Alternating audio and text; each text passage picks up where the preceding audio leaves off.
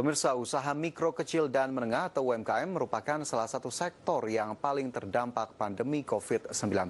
Sektor tersebut merupakan yang paling banyak menyerap tenaga kerja, sekitar 97%, dan kontribusinya terhadap produk domestik bruto nasional. Lembaga riset Indef menyebut sektor UMKM menjadi sektor yang paling terdampak dibandingkan sektor usaha besar akibat COVID-19.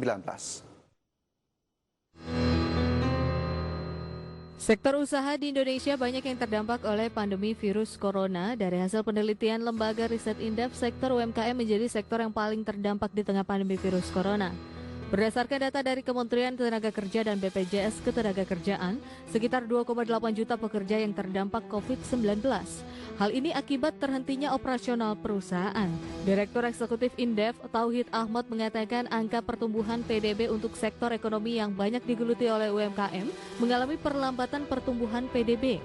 Seperti di sektor usaha, UMKM industri yang hanya menyumbangkan 2,06%, pertanian 0,02%, dan perdagangan sebesar 1,06%.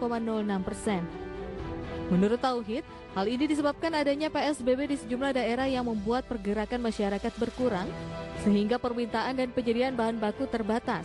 Ini membuat penurunan omset bagi UMKM yang menjadi penyumbang 60% PDB Indonesia. Sektor-sektor yang UMKM paling banyak ternyata itu paling drop pertumbuhan ekonominya. Katakanlah industri itu hanya 2%, kemudian perdagangan tadi yang dari sisi kredit pelaku usaha itu hanya 1,6%.